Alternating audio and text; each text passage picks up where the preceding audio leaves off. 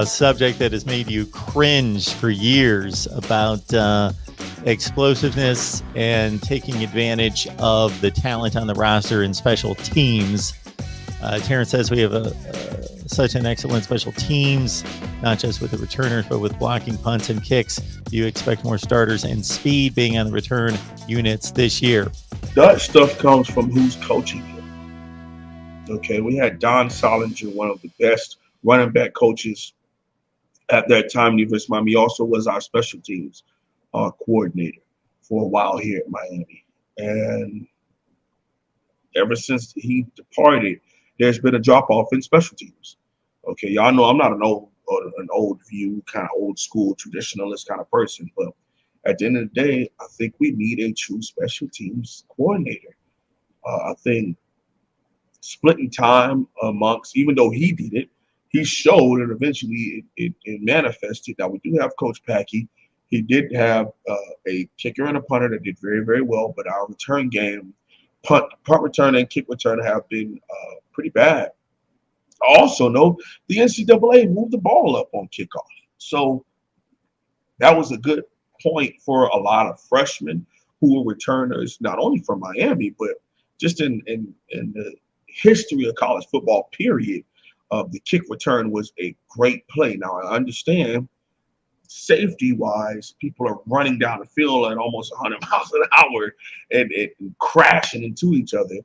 So if I'm getting sued for concussions, I might want to stop the one thing that everyone can see has the most contact, and that's the kickoff.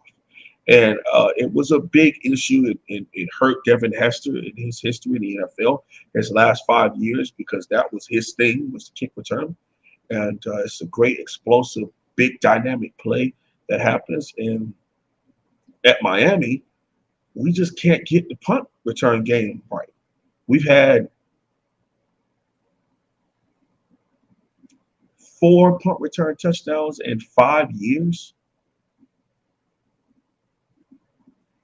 That's like, now, I mean, in the history of University of Miami, that used to be a very big thing for us. Going back to Mike Williams in the 90s, we also talk about, late 80s, early 90s. I think that's what Coach Williams played. Anyhow, you got Santana Moss, who did a great job with that also. Then you went into Devin Hester, and you had like Philip Buchanan did some of that stuff too. And then you drifted into the Randy Shannon days where you had Lamar Miller, who was blazing. You had Travis Benjamin, who did a great job for us also in that sense. Then you go into the Al Golden years with Duke Johnson as a freshman. That's how he made a bunch of his plays, punt and kick return. And then once he became a full-time starter, coach pulled him from that. So then we went to guys like strong safety Jamal Carter at punt return, at kick return. And then it drifted under Coach Rick. We had Braxton Berrios where he caught almost every dang thing. So it's been, and then Jeff Thomas came and DJ Dallas came. Those are the last two who scored touchdowns for us on the punt return game. Now, if I'm wrong, somebody correct me and call me some idiot or whatever in the comments, and that's cool. But and to my knowledge, those were the last two punt return guys to score touchdowns for Miami, and they've both been gone for a couple seasons now. Last week, we had a conversation about the rules of football, meaning that there are set rules of football that go back to pretty much the beginning of the game that are standard to the game and the way it's played. Those, in my opinion, shouldn't be messed with. The line of scrimmage is the line of scrimmage. The number of players that need to be lined up on the line of scrimmage versus the backfield, all those things, you know, the way out of bounds is treated, all those sorts of things. You could go through a million things. Now, there are nuances to the game that have changed in regards to what is considered holding, what's not considered holding, what's considered pass interference, and what is not, those sorts of things. I have an issue with the kickoff. Now, I know that this was done for the purpose of safety. So this is one reason why I don't have a huge issue with it. But the end zones are treated a certain way because of basically if you cross the goal line and you've got the ball and you're advancing against you have scored a touchdown. Or if it's the other way, then that's treated in a certain way. If you maintain possession of the ball, it's a safety if you're being brought down in your own end zone. But if you lose the ball, it's obviously up for grabs. But if it goes out of bounds, there are various rules to determine who gets the football. I don't even agree with that necessarily in terms of touchbacks. But this idea of catching the ball at the 8-yard line as a fair catch and getting it out to the 25-yard line, that completely goes against the way the structure of the game is set up otherwise. Like gaining free yardage, where does this ever apply to anything?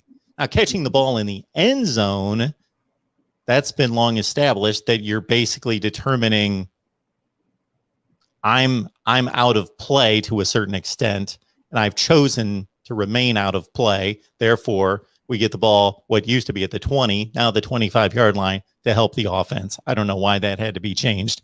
But now anything inside the 25-yard line, you can catch the ball at the 1-yard line, the 8-yard line, and you get it advanced to the 25-yard line. I don't think that's consistent with the rest of the rules of football. I agree with you, man. I think special teams is one of the great things that were taken away from us a couple years ago when they made that movie. And I guess when you make a movie out of something, you start attacking people's dollars, and things just change. I do think that some of the ways that they went about reacting to things is just weird. Like the fact that you could do a fair catch at 8, the 12, the 20, and get it at the 25. Like, dude, if you catch it in between these lines, you should be in play for contact. Now, if you catch it in the end zone, go ahead. Unless you want to give yourself up, but you have to get the ball right there. It's just like any this doesn't come up very often, but this is done. You'll see this maybe once or twice a season, maybe because of time circumstances. You can give yourself up. Like a receiver, let's say there's only seconds left on the clock and a team's trying to drive into field goal range. You can catch a pass and you can down it and give yourself up, but you get the ball right there. You don't get to advance it. It's just like a punt. If they're going to do that with kickoff returns, how does that not apply to punt returns? If a punt returner catches the ball at the 10-yard line, that's where they get the ball, because he gave himself up and he said, I am determining I can't advance the ball, so I just want to secure the catch, and we'll take the ball right here. But yeah, but back to that special team for Miami. I mean, it was greatness. We've talked about it before here.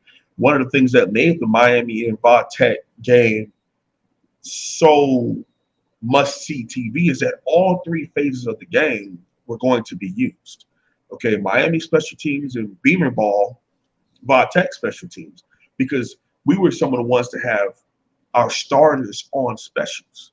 And it used to be where the backups used special teams, and that was just a way for you to get on the travel squad. But Tech, Miami were some of the first teams, or at least one of the teams that were marquee, and people knew about this. I don't know if they were the first to do it, but they had starters on special teams. So it had a big upgrade in the quality of that third avenue of the game, and third phase of the game.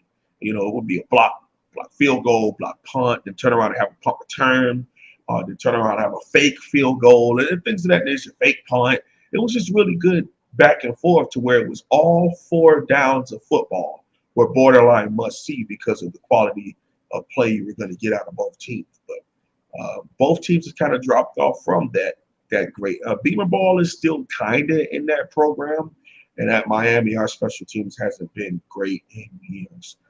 So I've always felt like that was the way that we used in the beginning and this entire time over the last 40 years to really mend the fence between some of those bigger, stronger teams. Your Nebraskas, your Notre Dames, your Oklahomas. But we would have this 5'10", a $185 dude take a punt return to the house because you couldn't catch him, as opposed to having to go on a 10, 12, 13 play drive to score the same amount of points. He would be able to do it in 10, 12 seconds. because he would find a lane and we would also be blocking, and there was technique and walls and all type of things used on our punt return game. And I think that has just been taken out of the program. We haven't seen it in a very, very long time. Yeah, special teams are huge. There have been all sorts of metrics and statistics to prove that if you get a special teams touchdown, your percentage chance of winning skyrockets. Absolutely. Of course, Miami was completely outplayed and dominated by Clemson last year in the first half, and it was 21-3. But I forget who made was it Harrison Hunt that blocked the field goal that Bubba Bolden brought all the way back? So it was DJ Ivy. Ivy. Harrison Hunt blocked the one that DJ Ivy scooped and scored.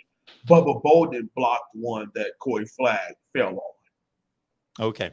So suddenly you're in a position where you've got completely dominated in the first half, but it's a 21-10 game because you made one play on special teams. They went for a long field goal and took a chance there.